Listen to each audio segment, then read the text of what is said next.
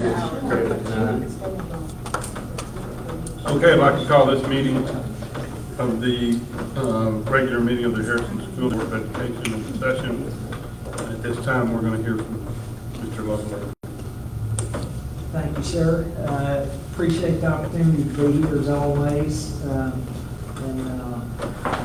We can joke and have fun, but James, these folks down on this end have heard this so many times. John, I think, actually could do the presentation. And so, but anyway, it is my pleasure to be here tonight. The sheets that you have, put 2 hours up there on those. Check the email addresses primarily, sign it, and send it to the middle. Go ahead, Dan. And I can promise you, we're not going to be here 2 hours.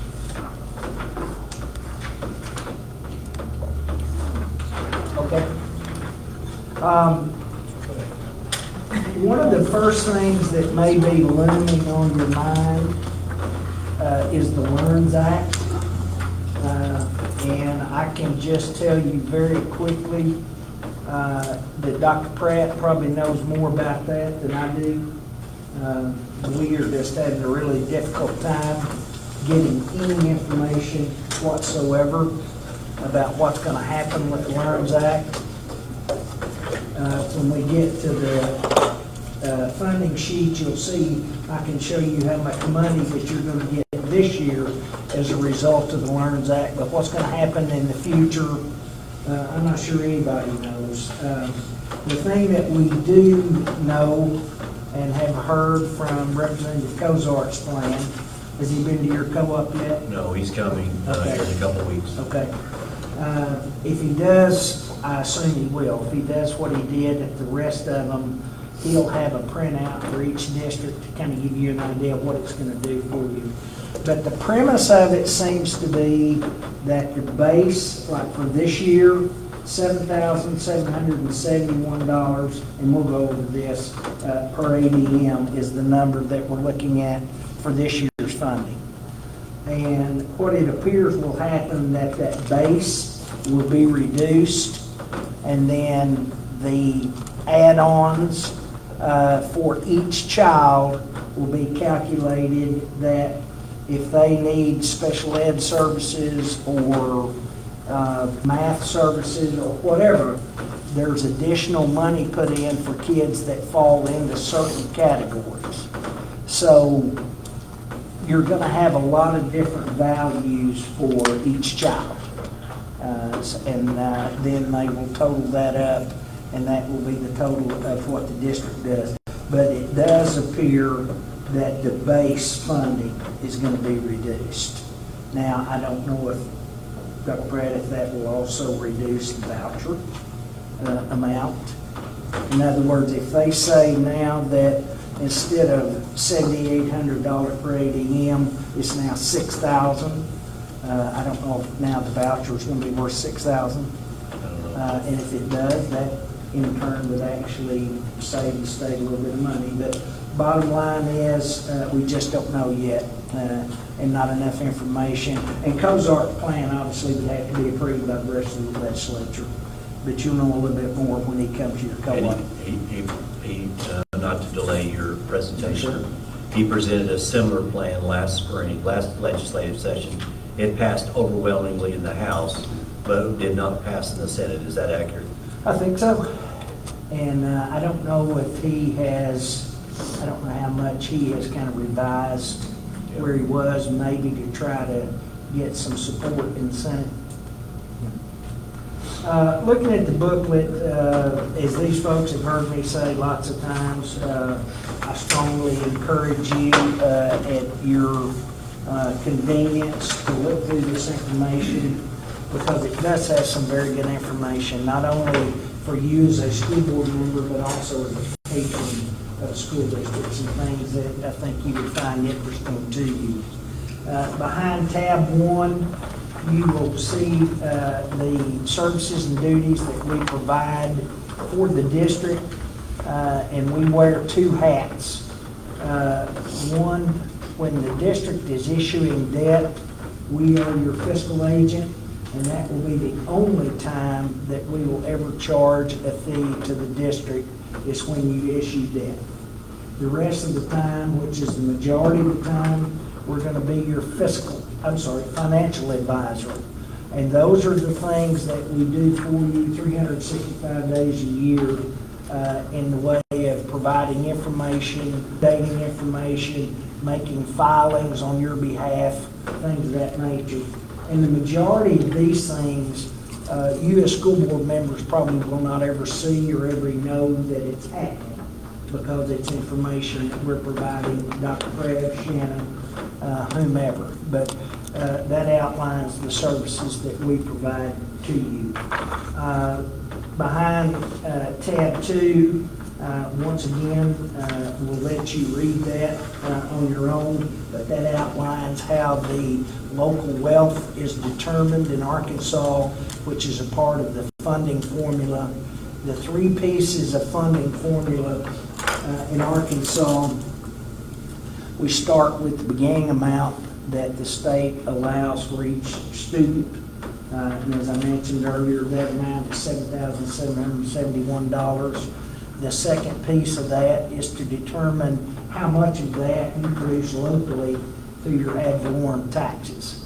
And that's what this will cover in those first couple of pages behind tab 2. And then the third piece of it is to whatever amount you need to bring you up to that 7771. They make that up in minimum foundation aid. Right now, I think there's about 6 districts in the state that produce more than the $7,771 in local taxes. So those districts are off the matrix and they do not get minimum foundation funding. But the rest of the districts are back on the matrix at this point. All right, looking at page 12. Let's go to Schedule 1. And Dr. Pratt, unless there's questions, I'm going to fly. That's Take off. acceptable to everybody. Take off. All right, well, Schedule. James might have questions. Okay. And James, please stop me if I get rolling too fast. Schedule 1, you'll see the historical perspective there of the district's assessed valuation. And back in tax year 2017, you've gone from $344,529,000 to $427,970, which is a very nice increase in your assessment. And the 2 basic things that can affect a district's financial position, well, actually 3 things, positively or negative. Number 1 is your assessment. And obviously at $427 million, that is very nice. A mill is 1/10 of 1 penny, 0.001. So a general rule of thumb, for every $1 million of assessment, 1 mill generates $1,000. So 100% collection in the Harrison School District, 1 mill produces $427,970. I have one client who has a total assessment of $29 million. So 1 mill at their place produces $29,000. So as you can see, it is almost impossible for a district in that level to build a building, to build just a basic elementary school. Some of these districts would have to look at passing 10 mills just to cover the payment. So where you are with your assessment has a tremendous benefit, and when we get over to Schedule 6, you'll see really where the impact of that is. The other is your enrollment. You don't have a lot of control over the enrollment. Of course, when you do things to make your district better, that within itself can attract students. And then the other thing is your staffing cost. And anything, regardless of what business or entity you're dealing with, anything that makes up 80% of your budget is obviously something you have to pay attention to. I've worked with your staff long enough to know that they are acutely aware of this and absolutely on top of your staffing.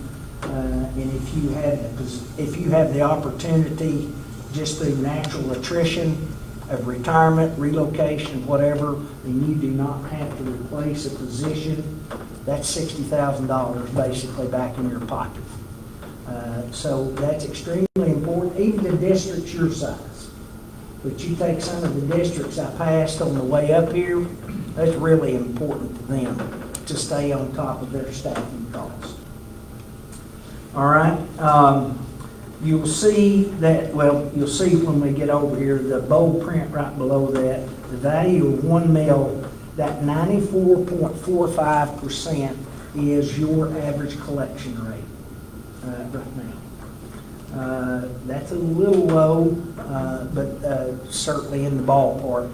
So at your average collection rate, 1 mil is going to produce $404,000 for you. All right. Schedule 2 is your millage. You'll see over there in the right-hand column that you're at a total of 39.2 mills, which is right at about the state average right now after this last election. The M&O, notice there, every school district, James, is required to have a minimum of 25.0 M&O mills. You can have more than that, but you've got to have 25.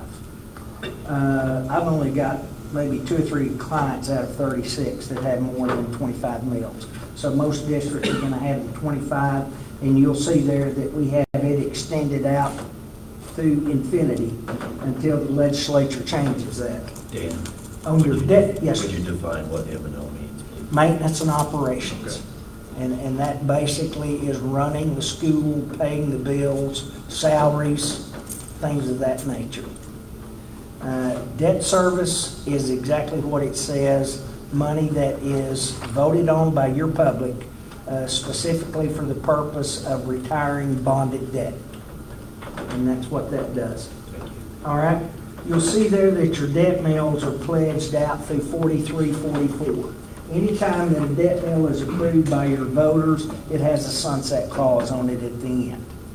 And unless a district comes back and asks the public to extend that, and you can do that, you can do an extension without an increase, and that process also generates a pot of money that can be used for facility construction. Or you can do an extension and a millage increase, which is what we did back when the district did their increase. So the 14.2 mills will go through 43, 44. So at 39.2, unless you back and go to the voters to change that, that's where your millage will remain through that period of time. All right. Schedule 3 is your local tax collections. You'll see your collection rate there, the average 94.54. The state aid column, what that shows to you is when the Lakeview lawsuit was first passed back in the early 2000s, one of the things, and this being the 3-step process that I've talked about, state sets a limit, how much money you generate locally, and then they make up the difference. One of the things that they discovered in East Arkansas and South Arkansas and some of the counties, that while maybe a district is supposed to receive this amount of money in taxes, their collections were so bad they were only getting this amount of money. So not only were they starting out behind the 8 ball, they were falling farther and farther behind every year. So the state realized real quickly that Lakeview was going to be back in court again very quickly. So in 2007, they passed a law that guaranteed every district 98% of what you were owed on your ad valorem tax. If you don't collect 98%, then at the end of June, they will write you a check to bring you up to that 98. So these numbers that you see over on the right-hand column, that's the money that the district has received each year to to bring you up to that 98% collection rate. If there had been a year there that there was a negative beside one of those numbers, that would have been a year where your collections would have been over 98%, and you would actually have to pay the state back, because it's all predicated on everyone having a level amount of money to spend per child. All right. Schedule 4 is your bonded debt. Currently, the district has 3 outstanding issues: September of 19, September of 20, April of 22. And you'll see that that first one was issued at 2.65%, the second 1.19%, and then 2.44%. All 3 of those were what we call savings refundings. And those were basically like refinancing your home. We're swapping a higher interest rate for a lower interest rate when rates were down, and that produced savings to the district. At those levels, Dr. Pratt, I'm not sure we're going to ever see them back at that level again. Dan, I thought you were going to offer us a 1.19% bonding ability. I would love to. And we would start looking at that 2.44. Yes, we would. Because August 1st of 24 is the call date on it. So if it dropped back down there, we could do that. Point being, I'm not sure that we're ever going to be able to refund these for savings. But all the 3, down in the red down below, you'll see that those are the call dates, which means that's when these bond issues can be refunded and reworked. If we do something with these bond issues, it will be in conjunction with something else that we're doing. That would probably be the only way that we will ever refund and restructure these existing bond issues.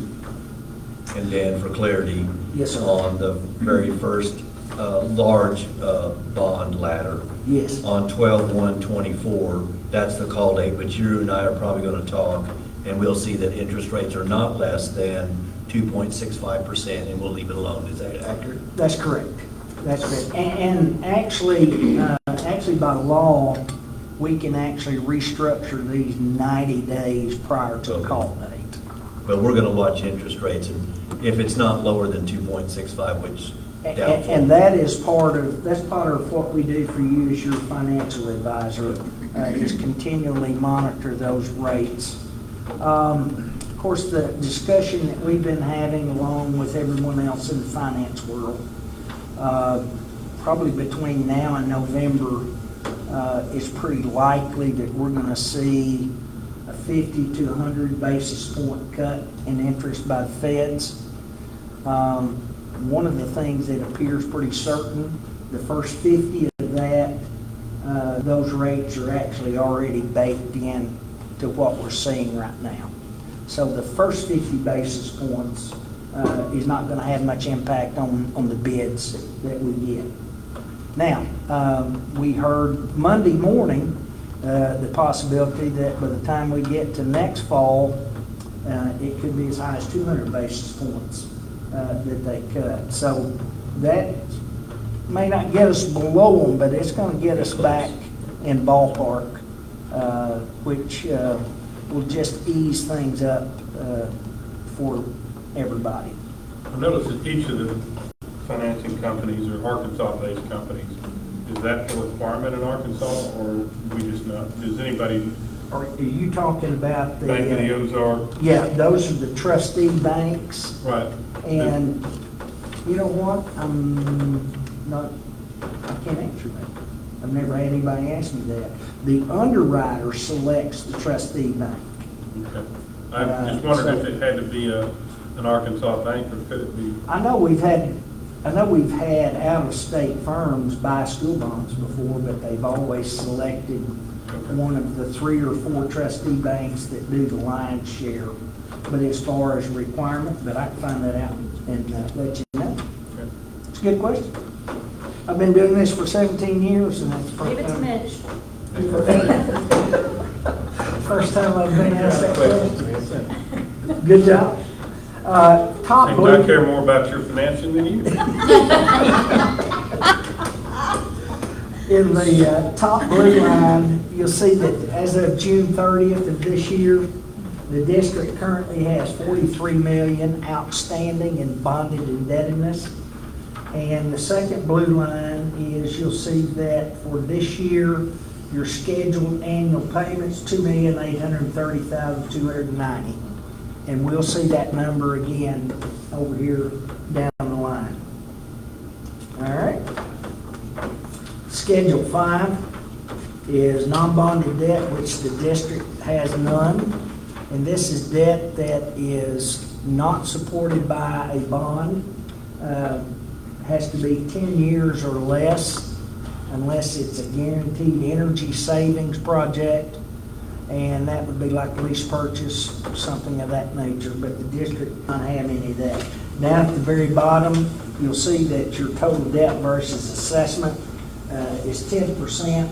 State average is probably somewhere between there and 15%. So you're in good shape there on your debt. I will let you know, though, that's just kind of a number, because the average debt ratio in Northwest Arkansas is probably closer to 25%. But that's a result of all the construction that they've had to do over the years to accommodate the growth. It has zero reflection on the fiscal health of the district. It's just purely a numerical calculation of this is your values, this is how much your debt is. But nonetheless, 10% is good. All right. Page 17, Schedule 6. All right, just to get this out of the way, down at the bottom right hand, that BDA stands for Bonded Debt Assistance. It's a program that is phasing out. It is a program that was started years ago before the partnership program. James, I'm not sure if you're familiar with the partnership program, but it is a program where every 2 years the state provides money to school districts that apply and meet requirements to assist them with their construction projects. Prior to that, school districts were responsible for 100% of the cost of construction. But now, over the years, districts have gotten a considerable amount of money in partnership. And a lot of that depends on the wealth of the district. So you're still getting, this year it's going to be $1,600. So for the purposes of this discussion, what I'm telling you is let's just forget that. Let's just forget that it exists. So over here on the left-hand column, that revenue available for debt, that is your 14.2 debt mills times your assessment at 95% collection. And that is the money that you are generating to make your bonded debt payment. So that amount, $5,741,349. Your scheduled payments for this year, $2,130,290. Once that payment is made, then that leaves you a surplus of $2,911,059. And by Arkansas law, once that payment is made, any surplus automatically transfers to unrestricted M&O. So, different than most businesses or entities in Arkansas school business, debt is a good thing. If your debt mills all of a sudden went away, then this $2.9 million in operating money goes away as well. So, and let me explain, especially the rest of the heard this bit, Jay, let me explain how that happens, how you get such a surplus over what you owe. When a bond is, years ago, back when I started in the 80s at the State Department, the set-in, what I'm going to call the set-in on a bond issue was a 1.5. and that was an investor protection thing. If an investor's gonna loan you their money, they wanna make certain you can pay them back. So if you owe me $1, I want you to produce enough millage to generate $1.50. So you start out from day one collecting more money than what you have to make the payment. For this district, especially looking at those numbers back there on Schedule 1, that whole bond issue is set in at what your assessment was at that time.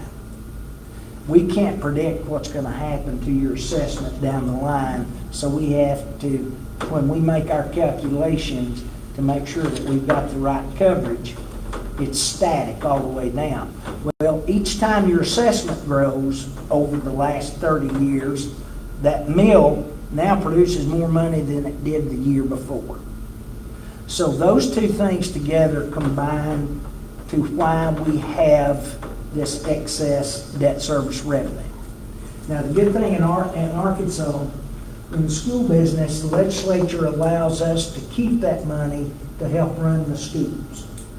Cities and counties, if they do a sales tax and it has a 15-year sunset on it, if that sales tax generates additional revenue above the payment, they have to use that money at the end of each year to call debt. So if you're in a place where your sales tax revenue is increasing, your 15-year jail may pay off in 8 years. But in Arkansas, they allow us to keep the money to help run the schools. So a lot of this money, as I've said before, you're already living on it to pay salaries, operating costs, things of that nature. But you will be, a piece of this will be a net surplus. And a couple of things that you can do with this net surplus is, and I'm going to strongly urge you that net surplus, think of it in terms of one-time expenditure, not something that you're going to let get obligated year after year, like a salary schedule, things like that. If you wanted to do salary bonuses for your certified and classified 1 year, next year, let's say, and Shannon does the calculations for you, and that's going to be $400,000.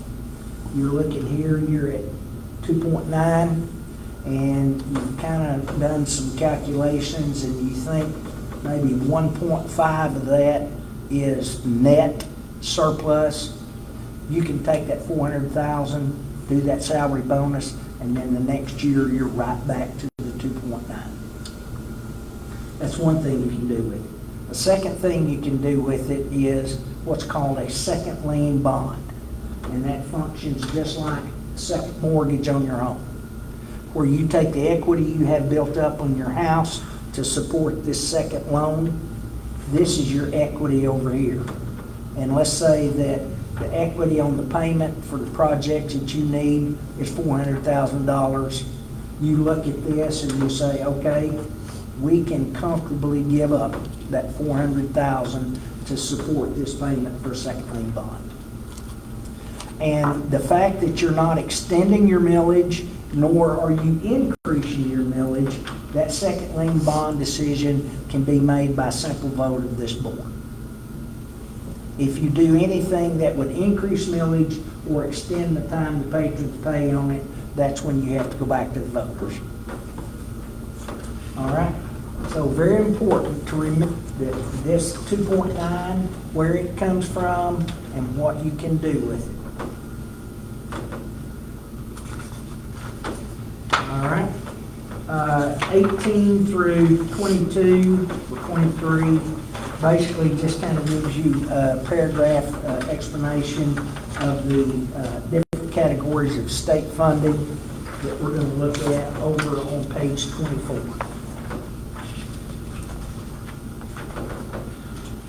Page 24 hopefully is where you will be able to see how these three processes come together to provide funding for the school districts and specifically the Harrison School District.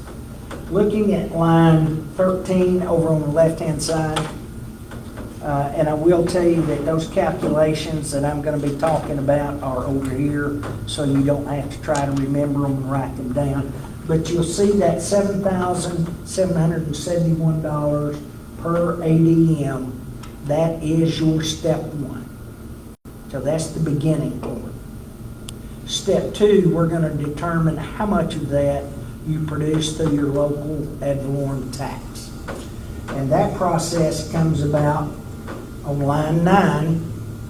Line 9 is your 25 M&O mills times your assessment at 98%. For this year, $10,485,273.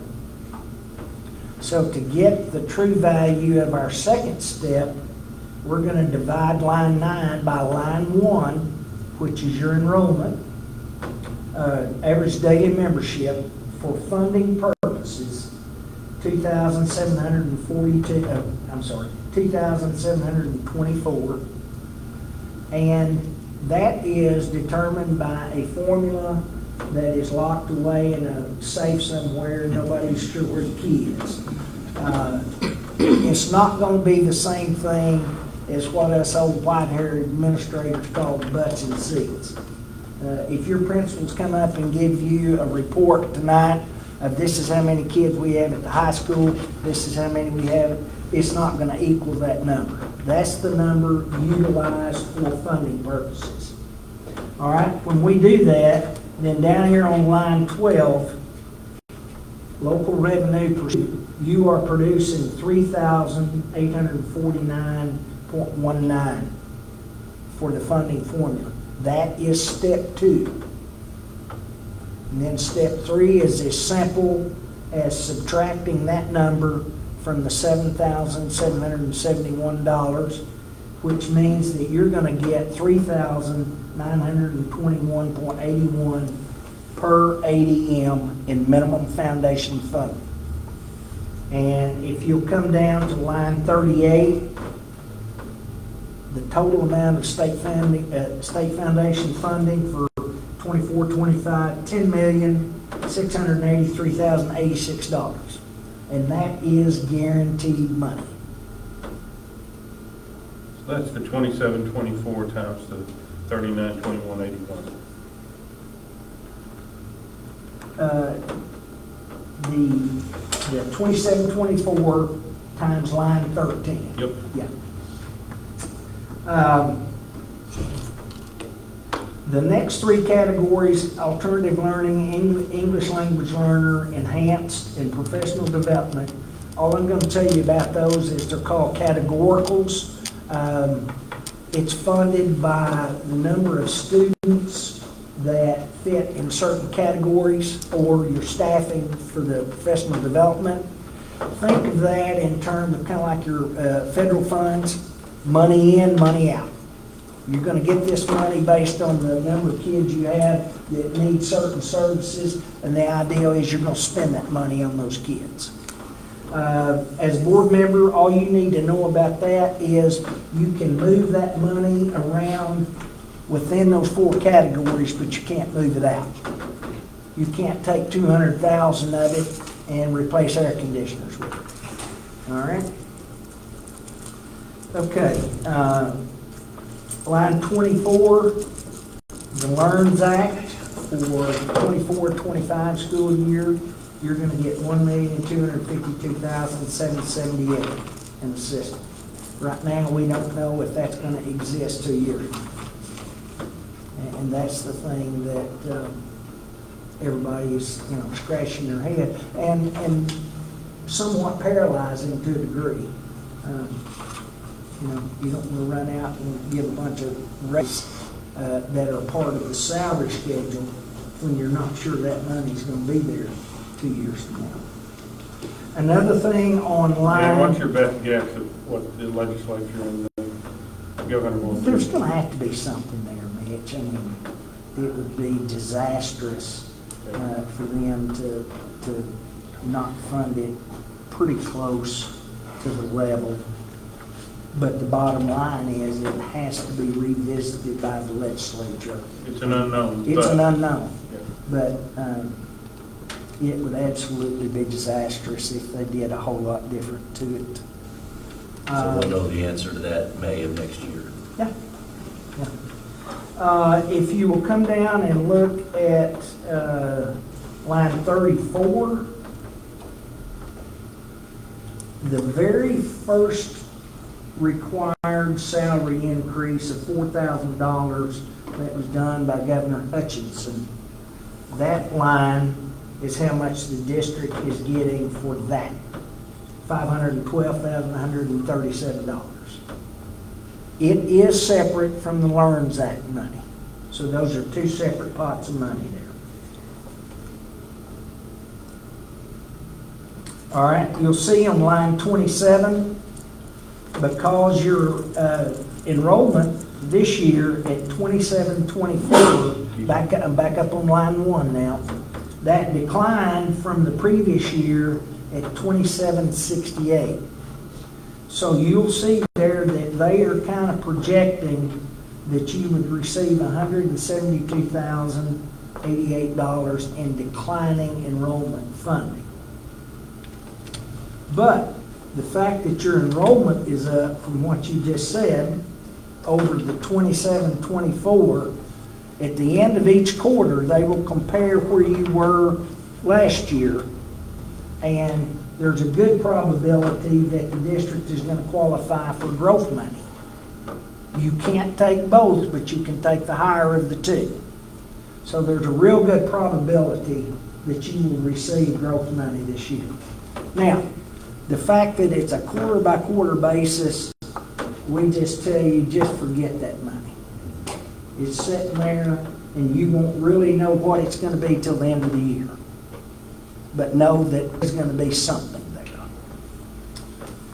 Okay? Line 36.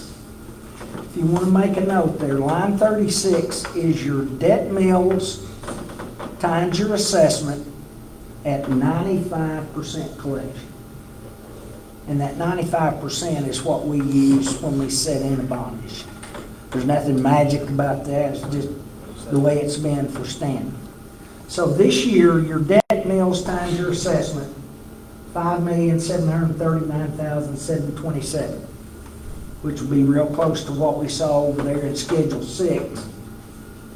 It may have a little bit of that bonded debt assistance in it, but it's going to be very close. All right? Here's my one question that I get to ask the board. Why does that number fluctuate from year to year? Your assessment changes. That's right. Your assessment. If your assessment increases, that number's going to increase. If your assessment decreased, which probably has never happened in this school district, that number would go down. But that's why there's fluctuation there, because you think, well, my millage hasn't changed. It's still the same millage, but that assessed valuation makes that change. All right? Down at the bottom, outside the margins, bottom right-hand corner, that $353,642, that tells you that if everything that we have projected in this right-hand column comes to fruition, you will have that much more in revenue than you had last year. The fact that it's positive is wonderful. The fact that it's 300 and something thousand is wonderful. But until you know what's happening to you on the expenditure side, you can't make a judgment. If your expenditures have increased 353,000, then you've broken even. But you've held steady or actually reduced expenditures, you've got additional revenue. One thing I didn't point out, especially James, the ADM up there in the first column, that number that you're looking at, that 2724, that is actually the average of the first quarters from the previous year. So if you look at those first 3 quarters from the previous school year and average those, that will be that number. Previous year enrollment drives current year funding. Which is October, late January, and April, right? Right. Those are the 3 cycle full times. Yes. All right, if you will,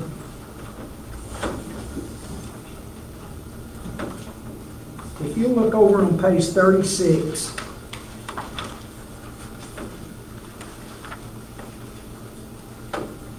this gives you just some information that we kind of talked about, but M&O mill, how much that produces for you.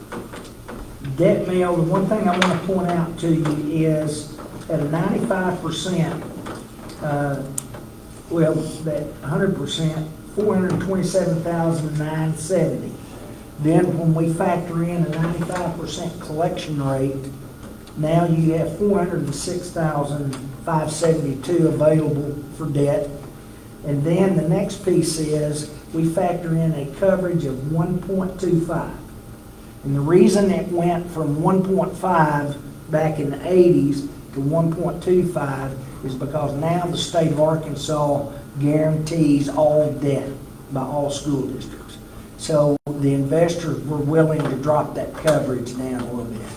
So once you apply the 1.25 coverage, now that would make one mill available, 325,257, and you'll see in the paragraph below, if that were pledged to a 30-year bond issue at today's interest rates, that would produce about $5 million for projects.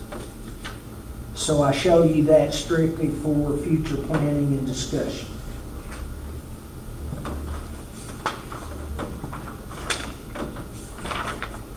And then last, on page 38, that just gives you, and that, these numbers, of course, would be based on what your assessment is right now. If your assessment increases, then these numbers are going to be a little higher. But it just shows you, if you, and that first one at 0 new mills, that would just be from a straight, at the 2028 election, if you just did a straight extension of the outstanding 14.8 mills, it would generate 11,520,000. And then it shows you on down below what additional mills would generate in construction With our current assessment. with your current assessment. So if that assessment increases, then obviously it would be more than that. Dan, is this a time where you could talk about rollback Yes. in assessment, rollback, and what that means? That if we have an increase in assessment, I think our next assessment period is 2025, I might be wrong, or 2026. Let's go back over to page 12. Rollback is something in Arkansas that is a taxpayer protection. It's part of the Constitution now. And basically what it says, if your real estate assessment, so let's look over here at real estate. If your real estate assessment ever increases more than 10%, then you will only get credit for 10%.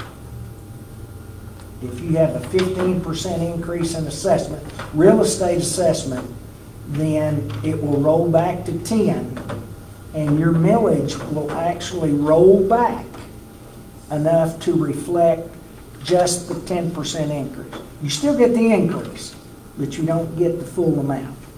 And you'll see here that your average real estate assessment, even though y'all have had some pretty good jumps, 2.8%. So to get to a 10% increase to trigger rollback here, you're looking at 3 or 4 industry. And that's that relationship with our county assessor to That's correct. see how they think things will look in the next assessment cycle. And this is off the record. If you pressed them hard enough, they can probably tell you in late October or November what the ballpark numbers are going to be as far as your assessment for next year. They won't tell you anything certain, but they can say we think it's going to be. Hypothetically, in this session, Yes. if we had a 6 or 8% increase in assessment, there would probably be some outcry. We're at 2.8 increase pretty well Yeah. every assessment, right? To move it up to an 8% jump in a cycle would be a pretty significant amount to our Well, patrons. I think that, based on the history of Boone County, if that happened, hypothetically, Be a lot it of would growth. strictly be the result of some tremendous industry coming in here. Right. Big And plan.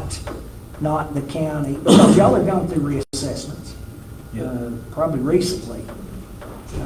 And, you know, for that to jump like that would have to be either you've had a huge increase in industry or a significant increase in reassessment, and that would create Yeah. a bad taste Yeah. in your taxpayers.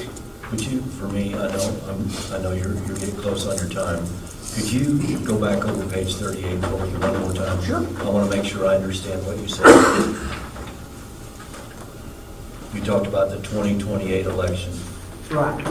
So would you go back through your statements again, please? Okay. As I mentioned earlier, on your debt mills, when a district starts getting down, number one, a district cannot let their debt mills go off the books. And pretty much in any other business, industry, or whatever, you would love to get out of debt. In our own personal finances, you'd love to get out of debt. But if a school district let your 14.8 mills go away, then you're going to lose about $3 million in operating funds, which you can't afford to do. So if you're in a position where you just do not want to ask your voters for an increase, and let's say there's 7 or 8 years left on your millage before that 43, 44 year, you can come back in and ask your patrons, we're going to ask you to extend the current 14.8 mills that you're paying right now. We're not asking for more. We're just asking you to pay longer for what you're paying right now. That process alone would produce $11,550,000 that would be available for construction.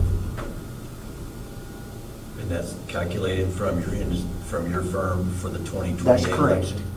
And if you decided to go that route, Michael, in about Yeah. 30 minutes, Michael can Yeah. tell you this is how much it's going to produce. Yes, and I'd like to step up and say, Shannon and I had the pleasure of working with Michael down at First Security Beardsley, and genius would be a word that comes to my mind pretty quickly. He's pretty amazing with these numbers. I'm so fortunate to get to work with a young man as sharp as Michael, and it makes my job a whole lot easier as well.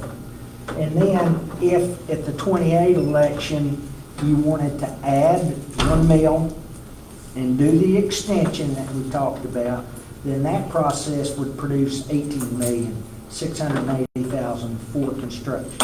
In So our for current assessment level. that, In our current assessment. well, I'm thinking it is because he doesn't mention anything about estimating a 5% increase. Right. So I think that's right now. Okay, but we can call it next. Sure. I appreciate that. Thank you for going over that. And a lot of times, depending on what the project might be, a lot of times districts can fully fund, they might have to maybe spend some of their building fund, but a lot of times they can fully fund the project that they're trying to do with just this straight extension. Speaking of building fund, it'll be the last thing I say, and then I'll get out of here. Building fund, a couple of things. Number one, if you've kind of been in a position district-wide that y'all have been transferring, and I'm just going to throw out 1.5 million. Let's say for the last 6 or 7 years, you've been transferring 1.5 million to your building fund. That would be a pretty good indication that that 1.5 is something that you could give up, and that would be an amount that you would feel very comfortable putting toward a second lien bond. You're already giving it up now out of your operating and putting it in building fund. So that's that's about as good an indication of what a net surplus might be for your district. The other thing, I retired superintendent 17 years ago, July 1st. And at the time that I started in this business, interest rates were about 4.5% then. Right now, we're 4. We might get lucky and get a little below that, especially in the next 6 months. But 17 years ago, at 4.5%, and folks, we didn't think that was bad at all. But things got so low that we never anticipated. 1.8, 1.9. Now 4% just seems unreasonable. But the bottom line is 4% interest rate is not punitive. So my recommendation to you is do not spend your nest egg. If you have the ability and can afford the ability to do something through bonded debt, keep your building fund and keep your nest egg for emergencies. Because there could come a day. Matter of fact, 2 years from now, there could come a day. So my advice is, and I've told a lot of the administrators that I work with, I know you're sitting there thinking, okay, he's in the business to lend money and do bond issues. I am, but I was a school superintendent before I got in this business. And I'll always be a school superintendent. So I'm not going to give you some advice that I would not have followed myself sitting in that seat. Done. Dan, appreciate the information, very rich and very deep. Board, do you have any questions for Dan? Mr. Maggie? I read the sheets, and we will send y'all back, and then we will forward these to the School Board Association for your development hours. Always my pleasure to be here, very appreciative of the opportunity to serve the Harrison School District, and personally, I appreciate it very much. Thank you for the caps and the pens. Thank you. Good luck in this school year. Yep. Thank you, Dan. Thank you.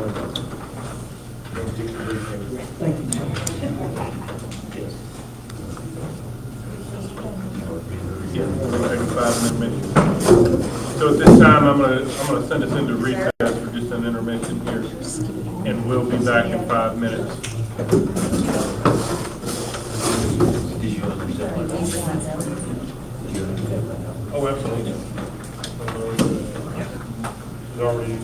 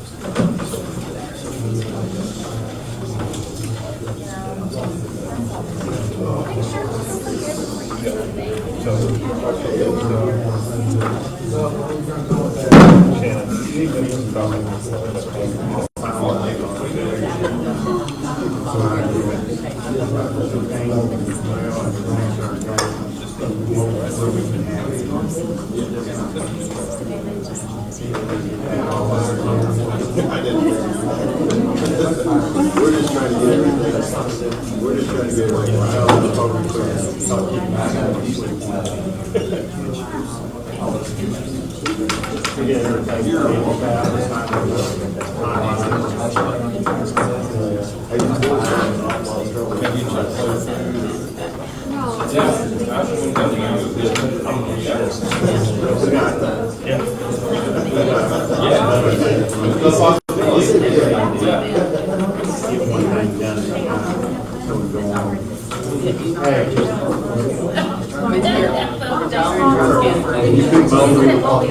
were still in school.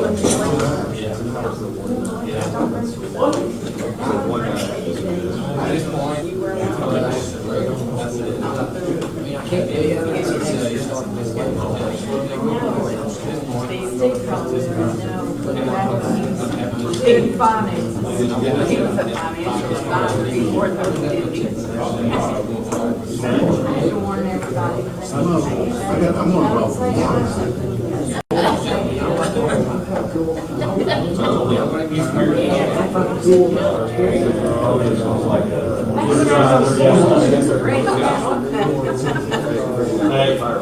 Been together for 2 years.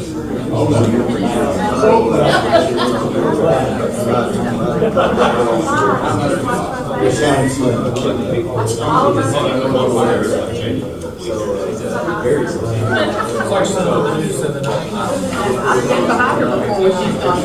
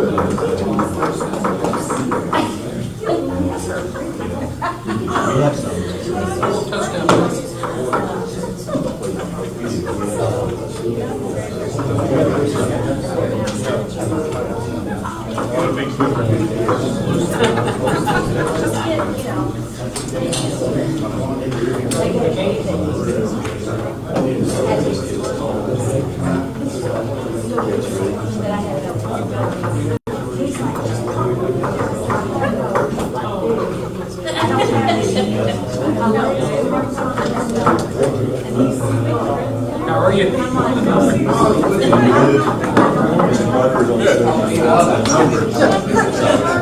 So here he is. He's got a memory. He's accountants, man. They don't like numbers.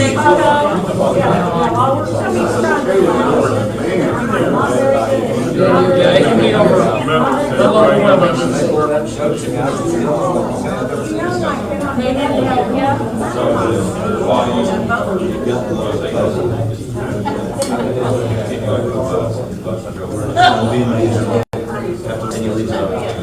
Get up on time.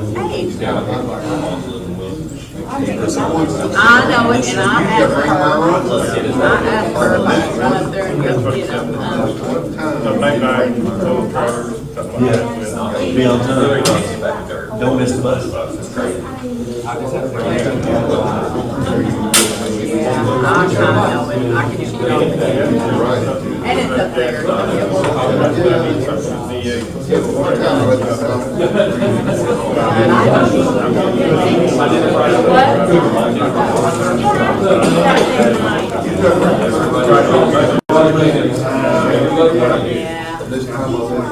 And I just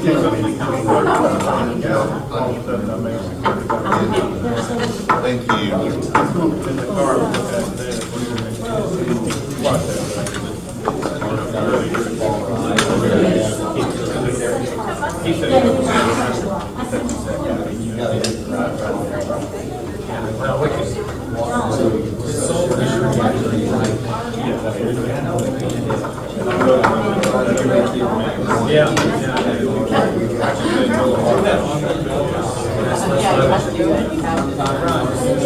Rolls on a sheet.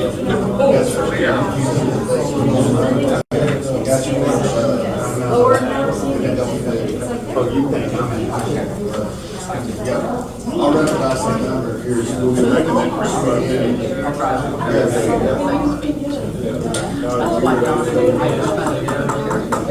Yeah, you know, we made it a lot. My parents were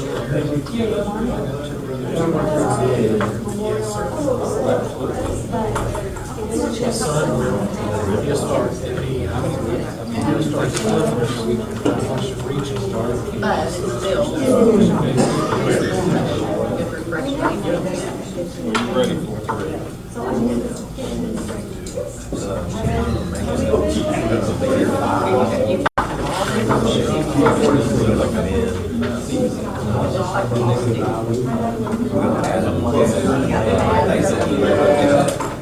Board policy consideration. We need to vote on those. Yes, we will.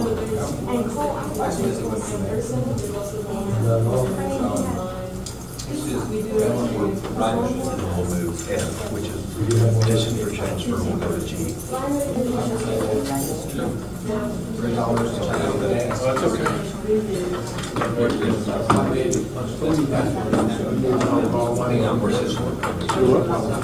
Ladies and gentlemen, if you don't mind, at this time, I would like to call us back into order. And before we start, I'd like to ask the board, well, if you don't mind, I'm going to go ahead and start with a prayer. Father, at this time, I'd like to say, call us back into order. At this time, I'd like to start with a prayer. Father, thank you so much again for this beautiful day you've given us. Outstanding day. Thank you for these people that are here with us tonight. Thank you very much for Dan Lovelady and Beardsley. Ask you to keep him safe. We also ask you to stay with our students and our staff as we start the year, that you assist the teachers, staff, in filling their students with all the love and knowledge and grace they can. We ask you to be with them and keep them to be the foundation of our community and the light of our town. As always, we ask for you to keep them safe and be with them. And as also always we ask you for guidance and wisdom as we make these decisions on behalf of our district. We ask these things in your name. Amen. At the current time, I would like to ask the board, we want to amend the agenda to add another item, move item F, transfer students to G, and add an item F, which would be board policy considerations. So moved. I have a motion by Mr. Burnside, second by Mr. Martin. Any discussion? All those in favor say aye. Aye. Any opposed, the same. Motion carries. At this time, we'll move into Pledge of Allegiance. Yes, we have an outstanding agricultural science team with us tonight. We have Megan Morse, Alex Jennings, Skip Emmett, and Alex Hale. Would you guys lead us in the pledge, please? I pledge allegiance to the flag of the United States of America and to the republic for which it stands, one nation, under God, indivisible, with liberty and justice for all. Correspondence and recognition. We do not have any correspondence or recognition this morning. Okay.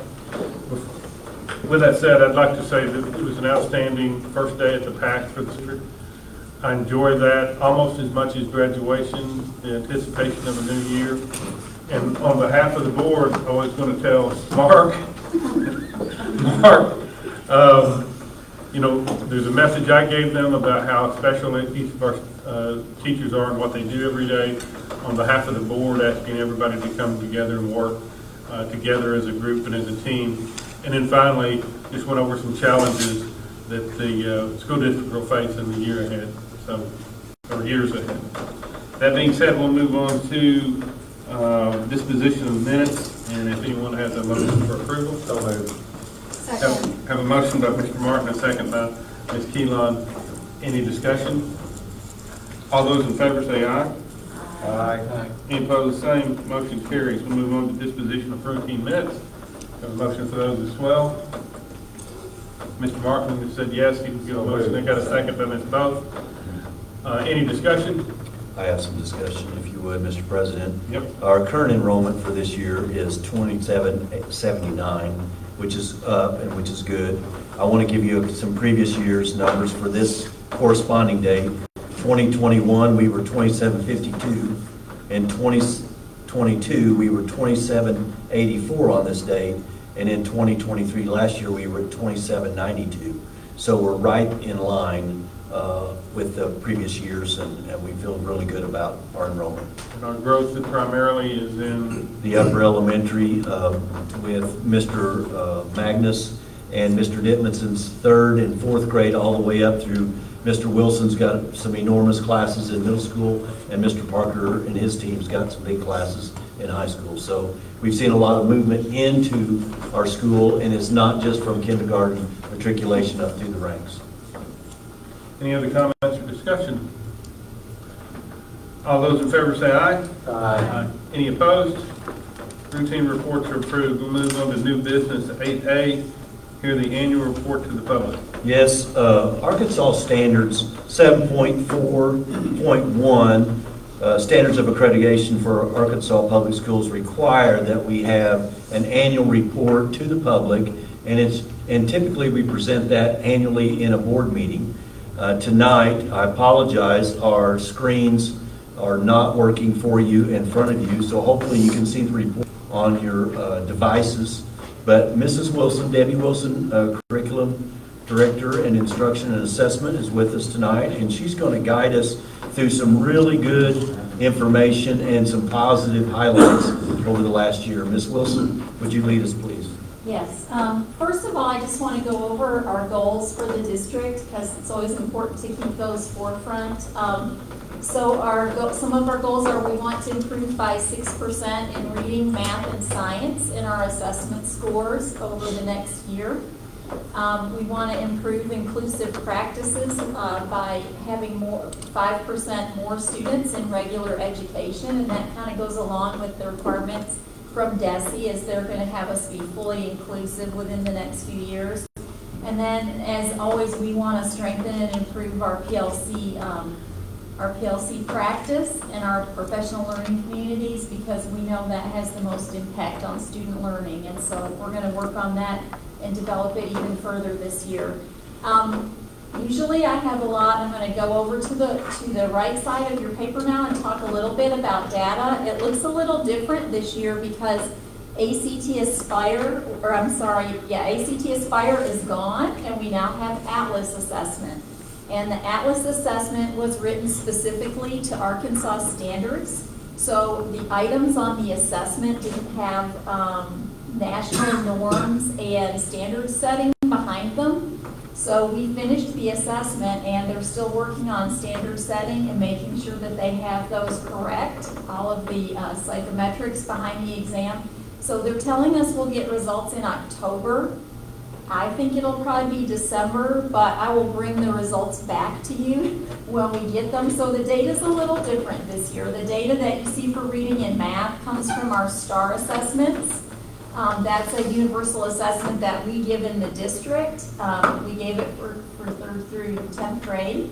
And you can see the percent that we're proficient in reading and math from 3rd grade going up. And I want you to kind of look at the math, because we're going to talk about that in a little bit when I talk about the HIT grant here in a minute. The ACT Aspire data is on there, but it's a little stale because it's not brand new data, and I'll get that to you as soon as I have it. Our DIBBLE scores are for our very earliest readers, and I'm really especially proud when we look at kindergarten. The beginning of the year, we had 116 kids. That's more than half of our kindergarten class in need of intensive support. By the end of the year, we had it down to 25. And so if you look at each grade, we made progress in removing kids from that intensive support and got the numbers lower by the end of the year. And then if you'll look down at our ACT scores, those have been rising over the past few years, and we're creating a bigger gap between our scores and the scores in the state. You can see we outperformed by quite a good margin all of the state scores. And then our graduation rate continues to exceed the state scores by quite a bit. And you can see in those few years at the bottom, we were at about 90%, but we've been really close to 100% the last few years. So we're really proud of that. Last year we had 184 kids graduate, 8 graduated early, and 3 foreign exchange students.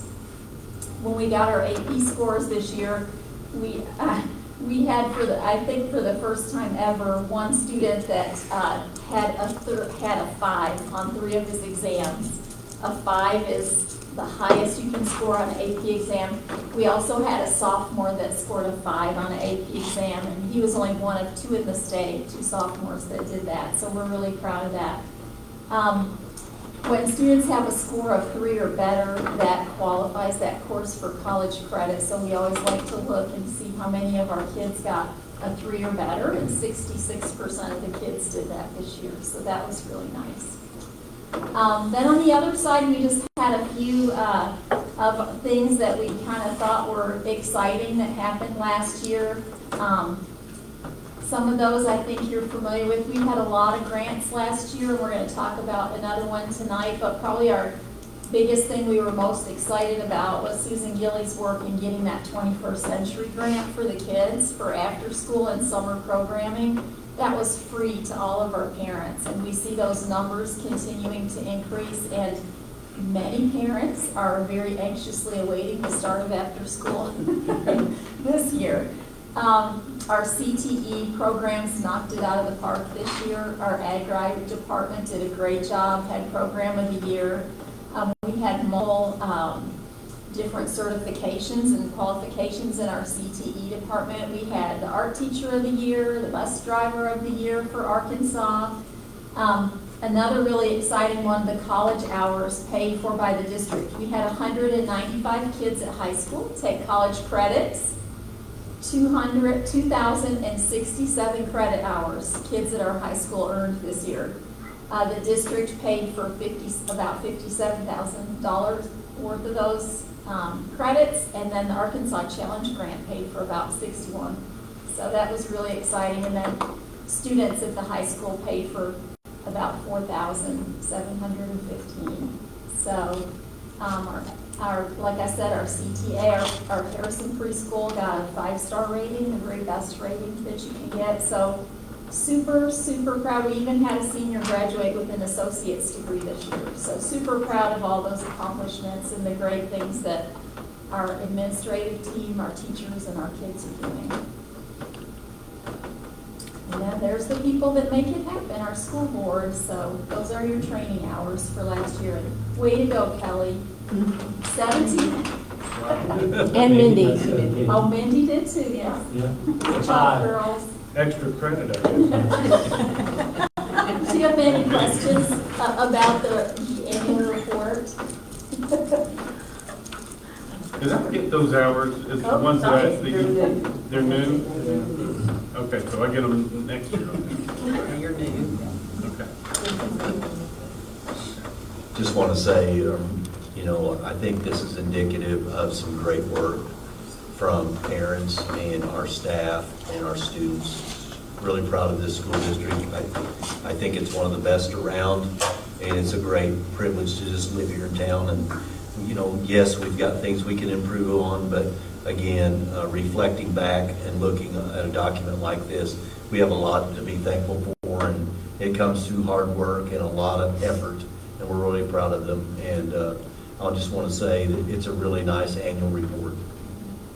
Excellent. Any other comments or questions?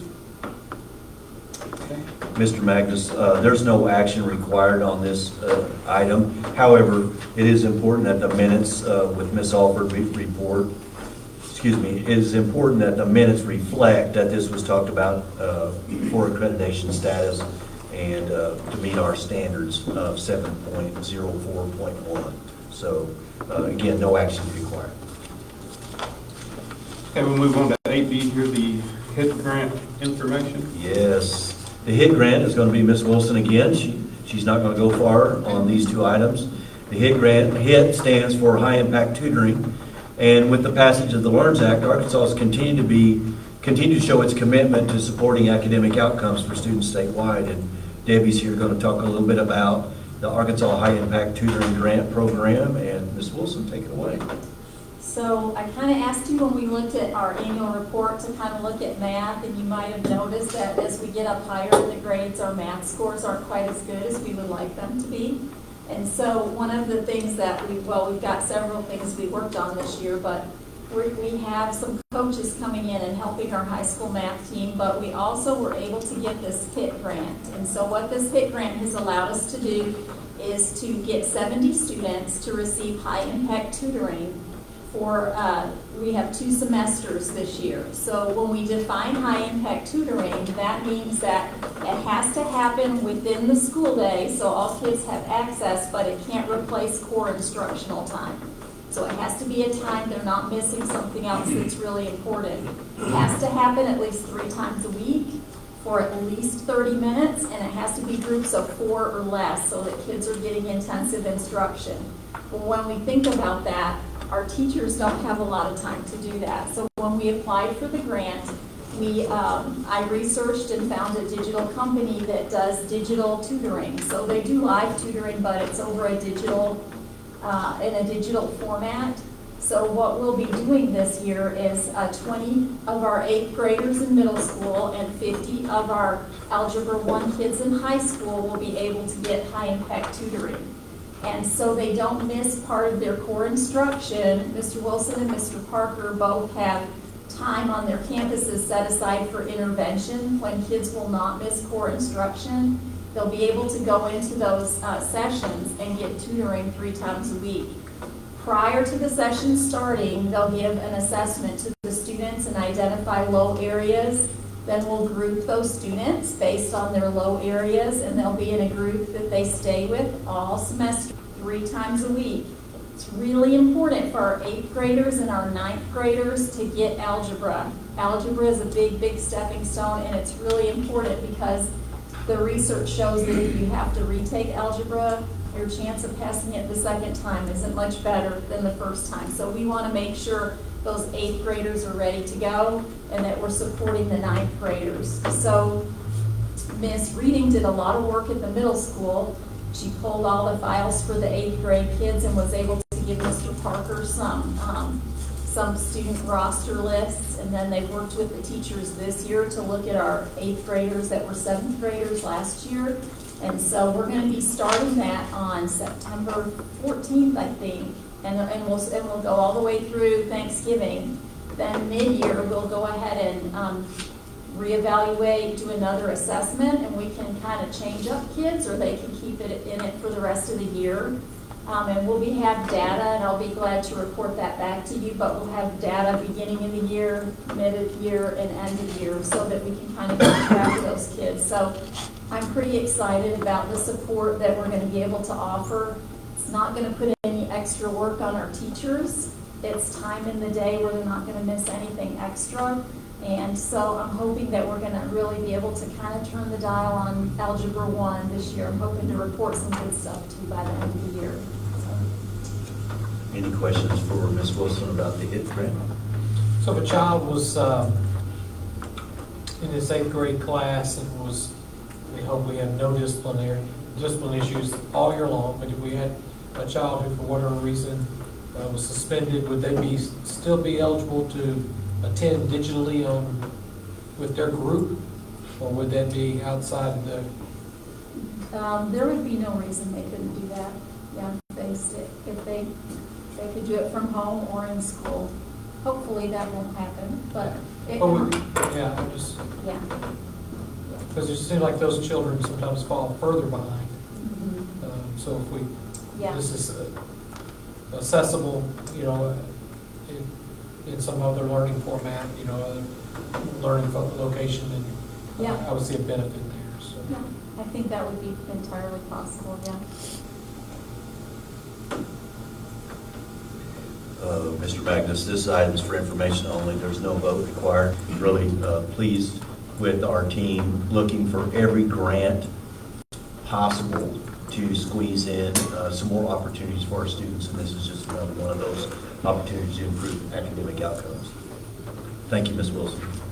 Okay, we'll move on to item 8C here, the fire inspection report. Yes, annually each year we meet with our Harrison Fire Department. We're really proud of them. We love partnering with them. We also know that they're very stringent and they have very tight standards, and that's a good thing. And that pushes us to provide the most safety possible for our children. And Mr. White is with us tonight, Eric White, and you'll see in your board packet nice pictures that they've changed their format. They've added pictures this year and identified areas where we need to improve. And Mr. White, how are we doing on meeting those improvements? Well, everything has been addressed and everything has been repaired, fixed, or replaced, other than we've got one GFI outlet at the high school and one emergency light that Sims Electric is trying to get on the schedule to fix. And we have some sprinkler parts at Skyline Heights and Middle School. And it's just the base plates, what they call the beauty plates that fit at the base of your sprinkler heads. And waiting on BSC to get those to us. We had scheduled, and the only time that they could get in was during class time when we had students in the classroom, so we've had to reschedule that, so we're still trying to get that on the books. But other than that, everything is complete. Most of the repairs or most of the updates were completed by our maintenance staff. So just a few things that we kind of have to shop out of the maintenance group in town to have done. This is the third year, obviously, that I've had to go through the fire inspection reports, the third different inspector that we've had. So everything's been a little different. Some things that weren't on the report last year were this year, and so I got some clarification the other day from Lieutenant Johnson. There are range hoods and things of that nature that needed fire suppression are being grandfathered in, and that letter was not given to me the first 2 years, but I do have it now, because I had some questions about that, and why now do we have those things come up. But 3 different inspectors, sometimes they're going to see things a little differently. Every year, you saw some of the closets that didn't have enough space at the top. You know, teachers, employees are in and out of closets, getting things or storing things, and sometimes they get a little bit high. So we have to go back in, we have to check that every year, and this year is no different. Things break, faceplates break on, and I try to get through weekly and do facility walks, and I don't see everything. So, but right now we are, other than those 4 things, we're in good shape. VSC is our fire suppression company, correct? Yes. Any questions for Mr. White or the fire? Mr. White, could you remind us who we have licensed, not who, but how many licensed individuals we have within the maintenance department for? We have an HVAC. We have that's Charles Lawson, Randy Thorson, obviously, is our master plumber and certified boil inspector. We don't ask Randy to do the boilers, but a water heater, by definition, in the state of Arkansas, is considered a boiler, so it goes on the inspection report. And Robert Greenlee is also a certified locksmith. So we have 3 of our 5 are certified. Thank you, Mr. White. Any questions about the fire inspection? Again, no recommendation or vote required for this item. It's just an annual information for the board. And again, we're really proud of partnering with Harrison Fire Department and their staff, and we challenge them to continue to keep us safe. Okay, we'll move on to 8G here, the Child Nutrition Payment Plan update. Yep, we talked about this for the last 2 months, and tonight, Mr. Dove is with us, and he has a report that he would like to provide with you, and then we'll take any questions you may have. Jonathan, take it away. All right. Next slide, Susan. For this year, set some goals for the 24-25 school year. And the first goal, the Harrison School Food Authority will reduce the overall debt by $10,000. Currently, it's around $60,000. We'd like to reduce it to $50,000 by the year end without accruing new debt also. And there'll be more details coming up in a slide.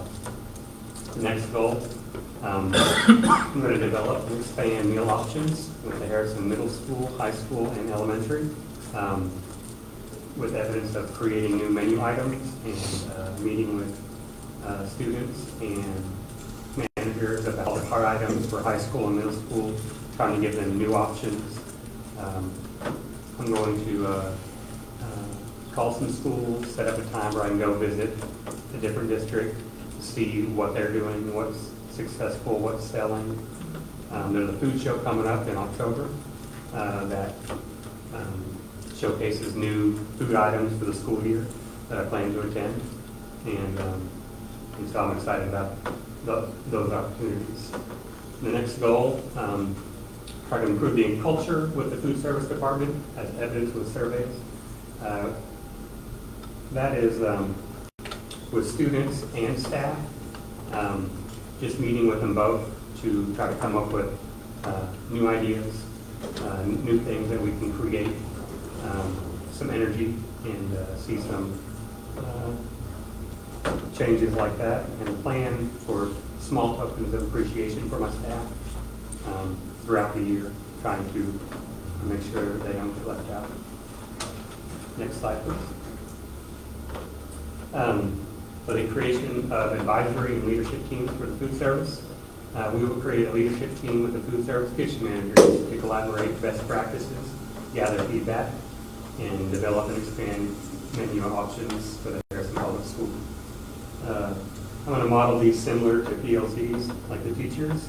I'm going to meet with the group of the managers, and then I'll meet with each individual campus also to talk about different ideas, different items that we can purchase or create. And then we're going to create a student advisory team, and with each campus, the high school and middle school, I thought about going to the student councils and talking with them. I want to find students that are eating though, because I want their input, and of course some students that aren't eating, to try to get them to eat, see what they would like to see. And then at the elementary schools, I'm going to get with the principals to talk about who they think would be a good representation of their school. A couple ideas on that. I'm going to do taste testing also at the schools during lunchtime. You know, get new samples and just hand them out during that lunch, or create a table where they can come by and just grab something and put a sticker if they like it or didn't like it or would like to see or don't want to see it. So just try to create a buzz. Next slide, please. So updated meal charge procedures. We want to be proactive and communicate with families, find different ways to let them know what their balance is. So students with, if they have a $10 or less balance, they'll receive either an email or a robocall for both. I'm working with Dr. Carlin on that, with rural sheriff, to set that up so we can get those out. If the student reaches a negative $25 balance, they'll receive a phone call from the school, either the cafeteria manager or the secretary. And if the student reaches a negative $50 balance, they'll receive a phone call from me. And also, they'll receive the emails and robocalls still, so there'll be multiple inlets, there'll be multiple layers going forward. And once they reach a negative $75 balance, the principal will be making phone calls also. And in between that $50 and $75 range, that's when I will step in and talk to either the principals, counselors, Rebecca Williams, to see if the family dynamic has changed, see if they lost their job or anything like that, to try to get them, if I need to reach out and call them, make a home visit, see if we can get them approved for free or reduced lunches. Once they reach a negative $100 balance, if they reach that negative 100, they will receive a certified letter. And then if the student reaches a negative $200 balance, they will not be allowed to participate in extracurricular activities, and will put a hold on their academic records as a last resort, hoping it doesn't get to that. But that is something that we're going to try this year. We want to work with families to make sure that they have all the information they need, and we just want to help them. We have some good things to work on this year. I'm excited. We've had some dietary requirements and restrictions this year that we've never seen before, and some of our staff has really done a great job. I've gotten an email from one of the principals that the student that requiring this is really enjoying what they're doing for them, so I'm just proud of my staff and what they've done so far. Jonathan, let's have a little clarity on your student advisory. Is that across the district or one per building? One per building. So you're going to have one at middle school and one at high school? Yes, because they, all the cart wise, high school, middle school can have different items. Okay. And so I can't necessarily offer the same thing in middle school as I do the high school. Another point of clarity, if you just take a typical day's charges, when we look at the different tiers, I was doing head math, so tell me if I'm wrong. If a student eats every day for 5 days and charges every day, that's about $25. Correct. So to get a $50 incurred debt is about 2 weeks of continuous eating Correct. at school. Is that accurate? Yes. What other- Breakfast and lunch? Yes, correct. What other questions does the board might have on Mr. Dove's strategic plan? Does the $250 for extracurricular activities are affected, does that need to be in the student handbook, or is it? Well, we've talked about it. Jonathan brought that to us, and I think it's like he said just a minute ago, it's a last resort.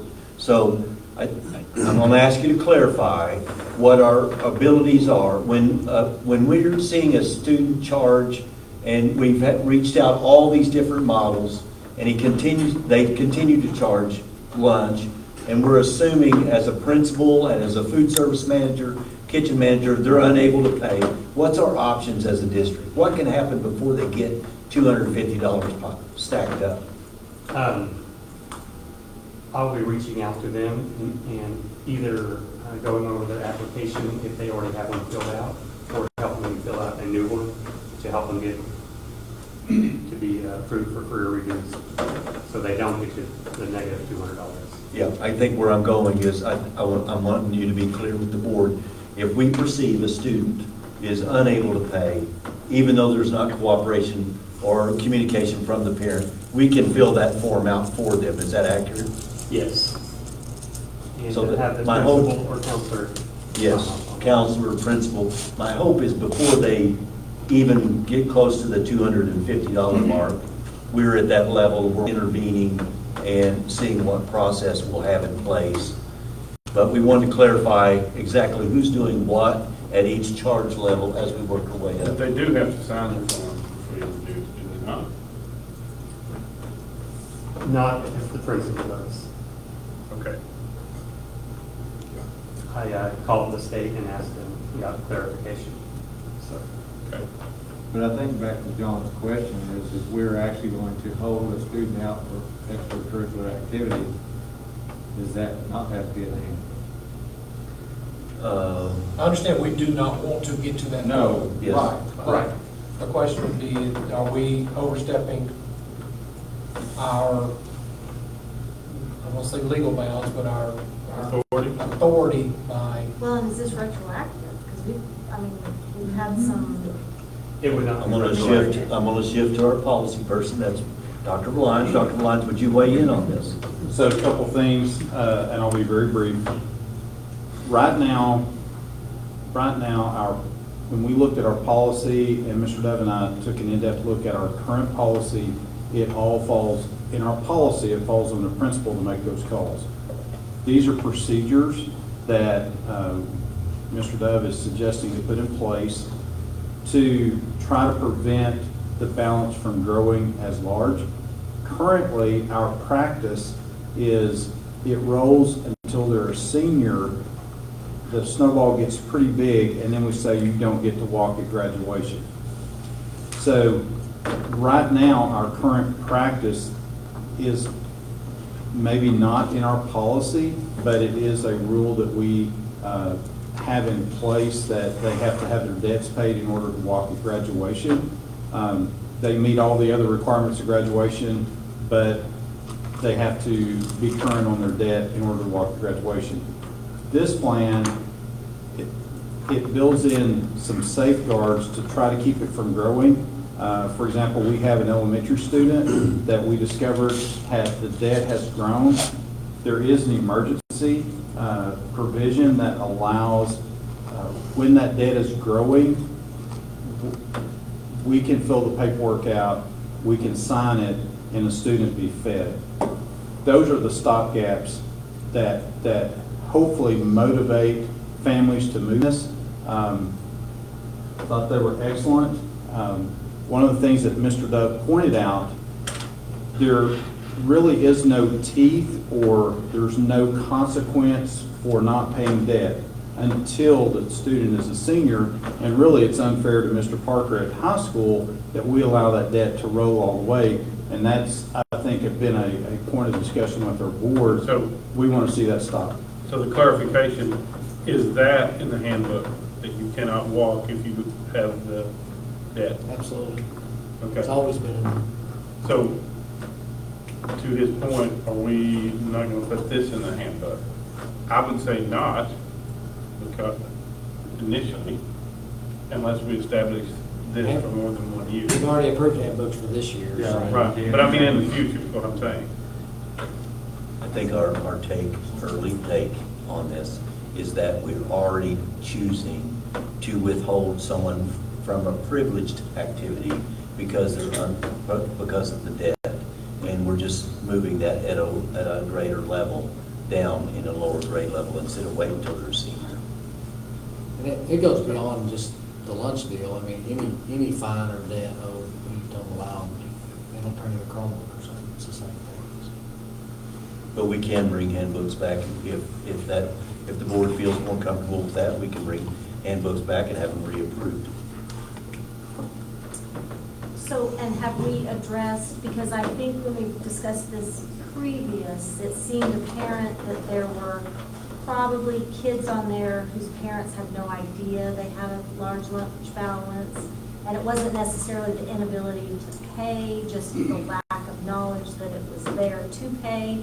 Has all that been addressed with, so that everybody has an outstanding balance currently knows about it in one way or another? Well, yes, that's part of this plan, is what we've discovered is that the kitchen managers thinks the principal's making the phone call, the principal's thinking the kitchen manager's making the phone call, or both think that Mr. Dove's making the phone call. That's why we're providing this strategic plan for Mr. Dove, is that now we know exactly who's making the phone call and addressing those debts and getting that taken care of. So, and of the current list that we have had for months and months and months and months, has that been? We've addressed it, and we've had some payment. Not everybody's paid, so I don't want to. But has there been any payments of any significance? I mean, we would Yeah, I love to think see so. that. We would love to see that. I mean, I don't want to say 20 grand, but I want $20,000. But we've had payments. I feel pretty good about it. I don't know what the number is. We can find out and get it to you. I think that, I don't know, I would agree. I would want to see that too. Okay. Well, and I Because think this that's is the problem, we keep moving. moving it down the line. Yes. And this is, This I has mean, been this is going an on for a while. age-old, year after year after year. It's not a Jonathan problem, it's a Harrison School District problem, so don't misconstrue what I'm saying. But I think this is something that we need, at least quarterly, know what the progress is. You know, I don't want to wait till the end of the year and see that we're still $60,000, $70,000 in the hole. I think we just need a little bit more raw data. We get it on everything else in the district. I Yeah. think it's only fair that we get it. May I interject a little bit here? So I want to give some of my data too. So we're talking about reoccurring debt that students carry as they matriculate up through the grade system, right? I'm talking about, yeah. Exactly. Okay, so let me give you some schools. I have contacted Batesville, Whitehall, Bologna, Alma, Southside, Ozark, Westside, and Mountain Home. We received no response. All those school districts are between, let me see, the smallest one is 1,700, and the highest one is 3,800 students. They're all within the free and reduced lunch rate of 43% to 55%. So they're very similar in free and reduced lunch and enrollment. So let me give you some breakdown of the reoccurring student rollover debt they're experiencing, same as us. So I'm not excusing it. I just want to make you know that after going to AAEA, what I'm hearing is this is a big issue throughout the state.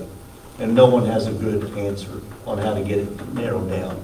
So Batesville is $38,911 rollover debt. Whitehall's got $30,000. Bologna's $54,000. Alma's $35,000. Ozark's $79,000. And Mountain Home is 52,000 plus.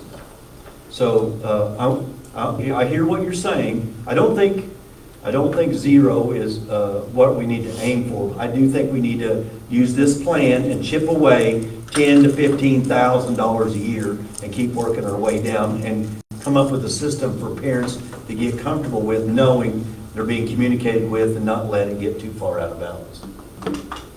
Exactly. Right? And I just want to see progress. I mean, Yep. I think we all just want to see documented progress. Yep, we can do that. Like calls that are made, contacts that are made, payments that are made, just progress. Yep. Merely, I do have a question about contacting, you said, briefly said something about Thrill Share. Is that what we're using to contact? Yes, ma'am. That would be, we're looking into robo-automated system that when they reach a certain threshold, it would produce a robo communication to the parent. But what is Thrill Share? Yes. Thrill Share is our new communication app. Do you have to sign up for that app? Yes, Does the a parent has to have sign an up? app on their phone. Okay, is it required by Harrison School District for parents or guardians to sign up? It's not required. Okay. There would also be My letters question being would sent be- out also. You've got somebody that does not have that app, how are you? I think it emails them, it automatically pulls the email from whatever is in the eSchool system, like when you register or do whatever, and you have all your information, it pulls all emails, all phone numbers. So when you send out a message, you have the option to say, I want to email them, I want to text them, I want to call them, Voice call them, or all three. or all three. Please explain to me if we're moving forward. Although I would like to see maybe Mr. Burris's name flashed across the marquee out here when his children don't pay. But we mentioned that the principal could pay, could pay. There you go. Could sign that form, and I'm confused, that confuses me. Could you explain when, at what point could the principal sign that form when it's typically a parental responsibility? There are- I know we don't, my parents do not want to disclose their financial makeup, what they're making a year, but So what are they signing? yeah, what is a principal's signature mean on that form?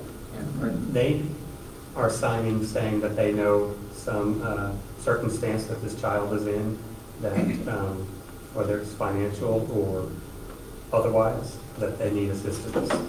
And is there a dollar amount threshold that then the principal can do that, or can he do it at any time? Because I say Jay Parker, get to sign it.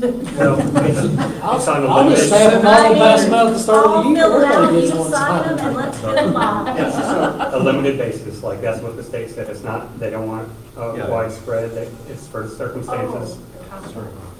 So if I could interject, that's the $200 threshold.